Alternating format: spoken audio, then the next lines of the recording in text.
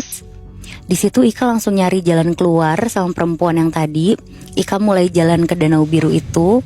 Terus setelah dia lewat, tiba-tiba dia tuh ada di depan gang rumahnya. Dan pas Ika udah seneng, dia mau ngomong tuh ke perempuan itu. Tapi tiba-tiba perempuan itu tuh hilang.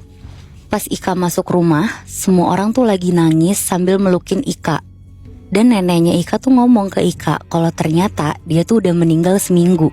Hah? Oh. Di situ dia langsung pingsan dan pas dia bangun, dia udah ada di kamar. Ika di situ bangun dari mimpinya dia, badannya benar-benar full sama keringatnya dia sendiri.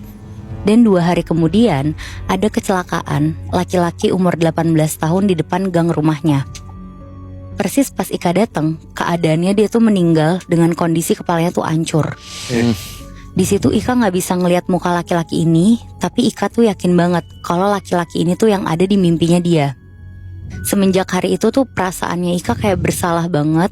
Terus Ika tuh selalu pengen minta maaf lah ke cowok itu.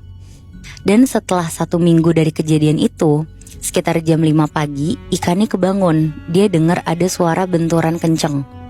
Kata neneknya dia, ada kecelakaan di depan kantor desa. Ika langsung ke sana tuh buat ngeliat.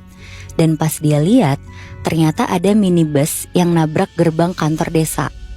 Nah di situ ada 5 orang luka-luka dan 1 korban yang ketabrak, badannya tuh hancur gak berbentuk.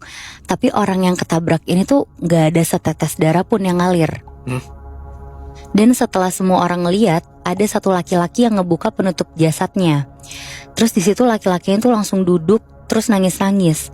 Karena ternyata korban perempuan itu pakai baju merah dan hijau, ternyata tuh istrinya dia sendiri. Aduh. Dan itu tetangganya Ika yang ada di mimpi dia itu, sosok perempuan itu. Wow.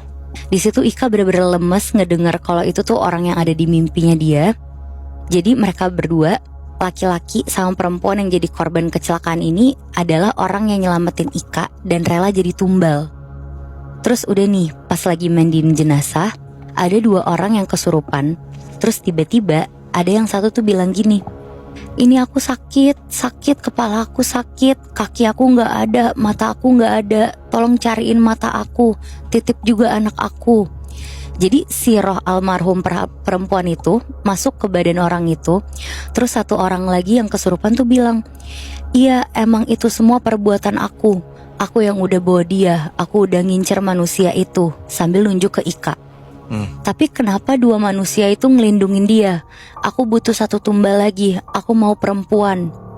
Dan setelah itu Ika tuh langsung lari ke rumahnya dia. Dia gak berani keluar rumah dan dia langsung pergi ke bapaknya yang kebetulan